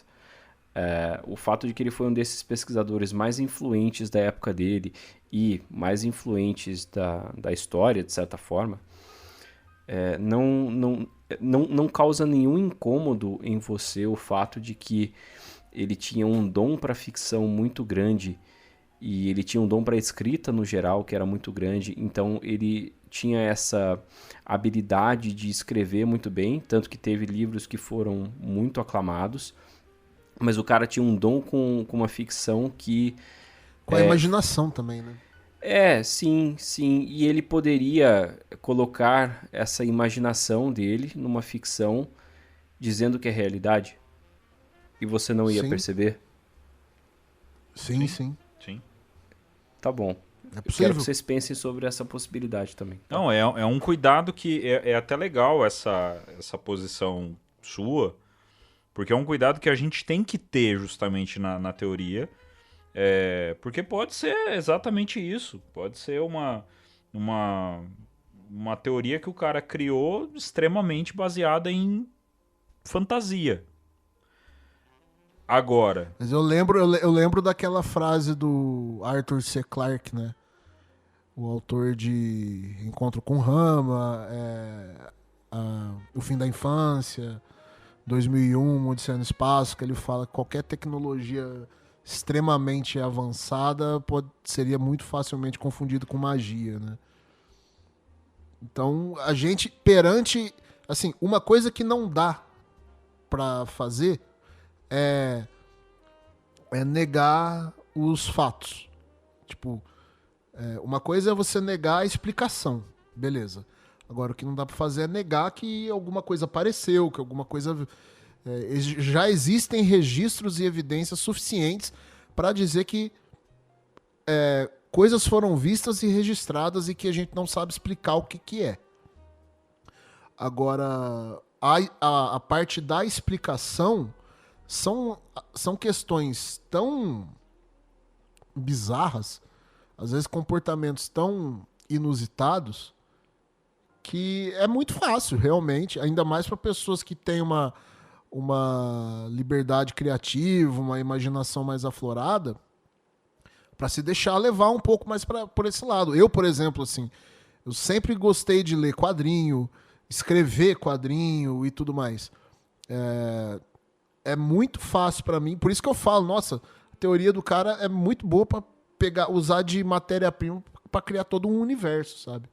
Pra mim é muito fácil e como eu tenho essa identificação com isso aí, eu levo numa boa, sabe? Que é a teoria do cara, até porque é uma teoria do John Keel, não quer dizer que é isso, é uma teoria dele, acho muito legal, pode ser, mas coloca na gaveta do... Então tá jóia. Pode ser, então tá jóia. Vou traçar um paralelo rápido com o L. Ron Hubbard, que começou também como escritor de ficção científica, não teve ali o desempenho, né, como escritor de ficção que ele gostaria de ter, inventou a cientologia. Eu daqui uns anos estou lançando a gutologia. Quem quiser me seguir. Só esclarecendo aqui, fazendo o papel do cara que não manja muito do quem que é esse cara, o que é cientologia. Porque o ouvinte nem sempre tem esse nível de conhecimento. Explica aí, Eduardo. Porque eu também não tenho.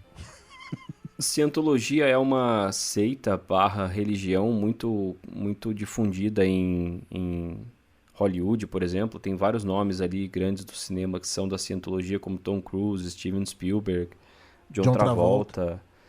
Inclusive o John Travolta ele fez um filme que fala sobre a mitologia, né, da cientologia. Terrível. Horrível o filme, um horror o filme. E ele fez por causa disso, né, porque era a crença dele e tal. Ele pressionou para que fizessem o filme, mas enfim.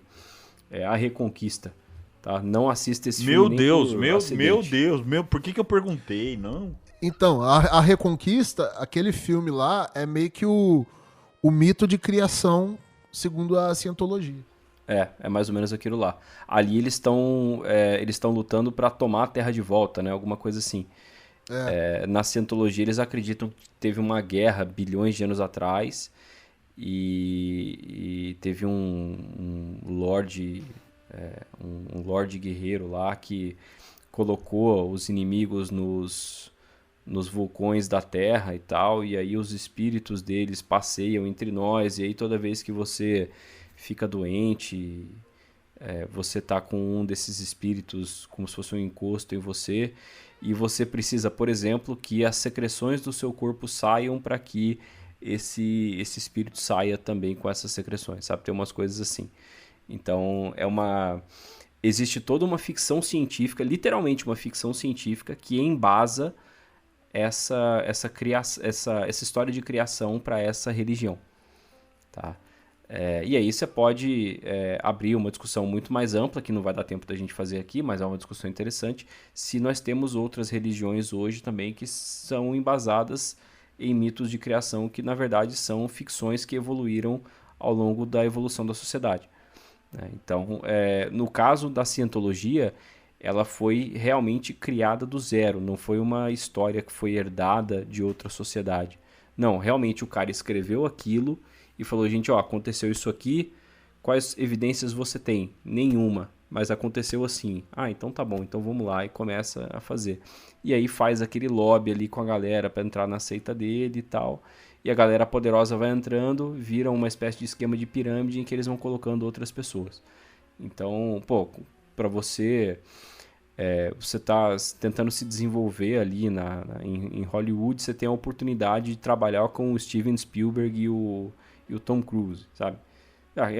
Participar do filme do Guerra dos Mundos, por exemplo, que é discutível, né? Aquele filme de 2005, que é meio discutível, mas você tem a oportunidade de trabalhar com os caras daquele ali. É claro que vai ser interessante para você, mas de repente você precisa participar de algo ligado à cientologia, por exemplo, porque eles também dão preferências para pessoas que participam dessa seita, né, e o Hubbard, né, o criador da cientologia, o L. Ron Hubbard, sabe onde ele morou, Vinícius? Onde? Na casa... Não. Podia ser, mas se ele tivesse morado aqui, ele não teria feito sucesso.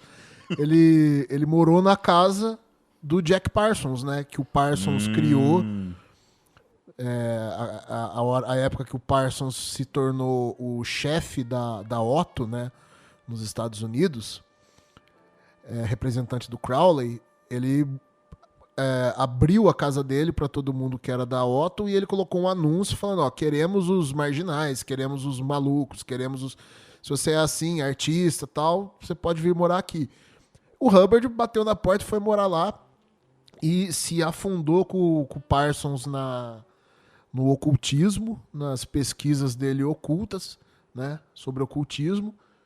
E aqueles rituais que o Parsons foi fazer no deserto, né, que ficaram conhecidos como os trabalhos de Babylon lá, que ele queria summonar uma deusa, uma divindade e tal, esses trabalhos de Babylon feitos no deserto pelo Parsons foram feitos pelo Parsons com o Hubbard. Então ele morou com o Parsons e os dois juntos fizeram esses trabalhos lá no deserto. Depois eles se separaram, tem uma treta entre os dois lá. O Hubbard roubou não apenas dinheiro do Parsons, como um barco, como a esposa. E aí depois ele fundou a Cientologia. Eu acho que dá pra gente... Não sei se dá pra gente se aprofundar muito nisso, né? Não nesse episódio, mas... Agora não. Fazer um outro episódio sobre... Porque eu acho que vale a pena a gente fazer um episódio sobre culto de carga. Nossa, legal, hein? Isso. Falaram mais uma coisa que eu não sei o que é, mas também agora não vou pedir explicação. Vamos deixar aberto aí e talvez façamos então esse episódio sobre culto de carga. E eu acho que é legal, né? O que até o próprio Eduardo comentou. De repente um episódio sobre possíveis religiões e seitas que acabaram surgindo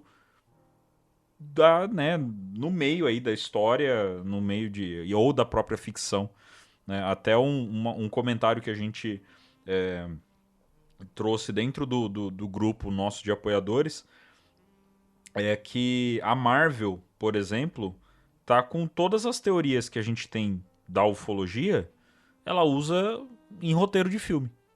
Todas as teorias. Você tem ali viagem no tempo, você tem interdimensional, você tem criptoterrestre, você tem extraterrestre principalmente, você tem ultraterrestres, né? Enfim, você tem o bioma que está ali presente em todo lugar, mas ninguém vê, que seria o quântico, né? O mundo quântico. Enfim, a própria Marvel usa de todas essas teorias. Uma hora, né? Alguma dessas pode estar certa. Né? Alguma dessas pode estar certa. Então vale a reflexão. É isso que o Eduardo falou. Acho que vale muito a reflexão de que o cara é pesquisador, o cara veio com um monte de coisa, mas ele também era um bom roteirista. E isso pode ter nascido de uma teoria, né? Essa teoria pode ter nascido de um bom roteiro. Fica aí a reflexão.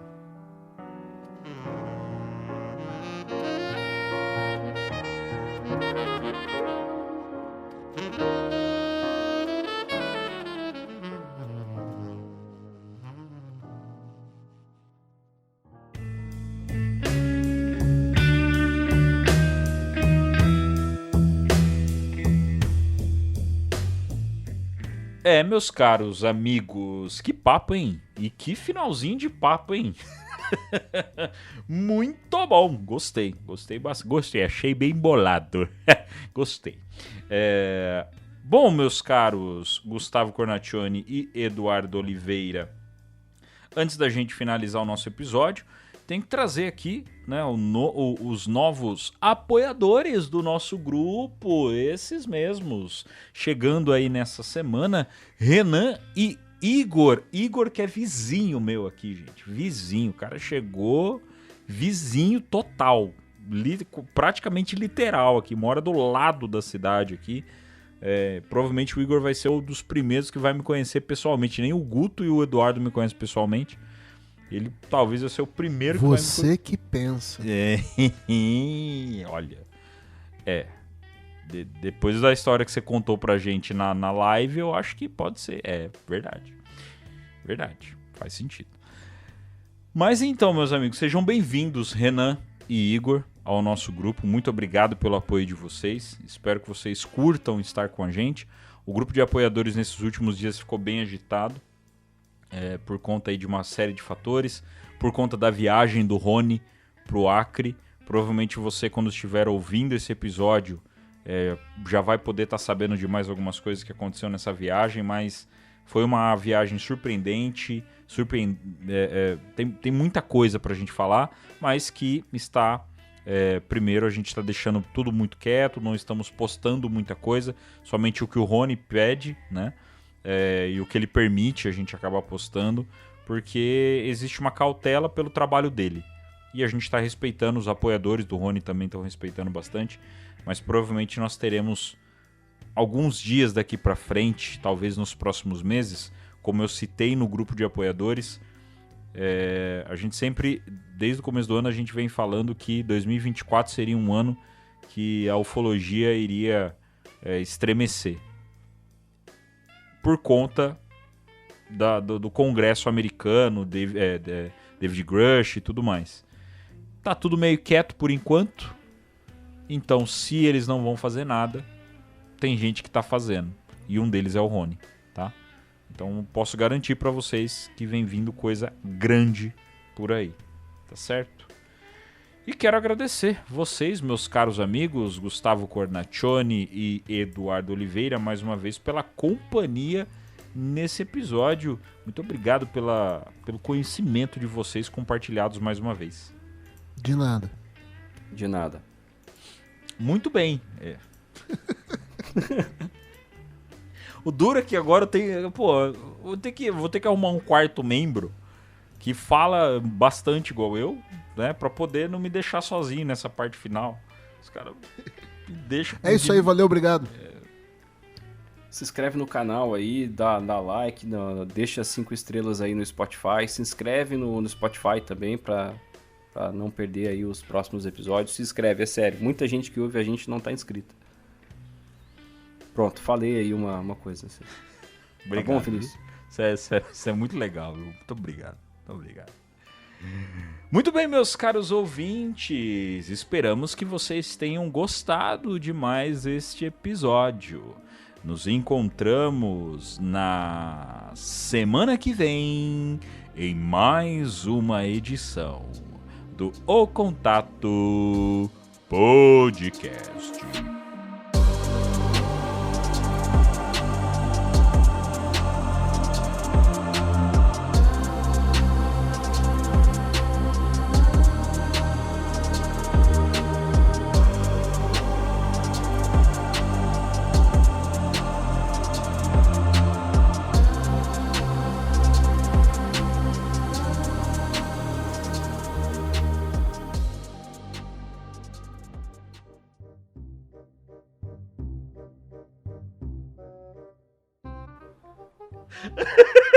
Tá aí.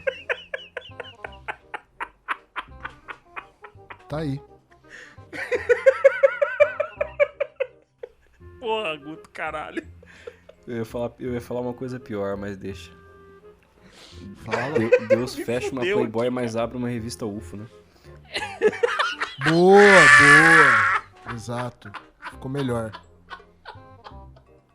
Para, caralho. Eu não... Ou então podia falar assim, Deus fecha uma Playboy... Em vez de falar abre uma porta, né? Deus fecha uma Playboy, mas abre um portal. Para. Também. Para. Também. Nossa, mano, me deu crise de riso. Não, nem é tão engraçado assim. Acho que ele tá coringando, hein? Acho que ele... Perdemos o Vinícius, gente. No episódio de estreia do trio, viramos uma dupla de novo. O Vinícius tá sem condições.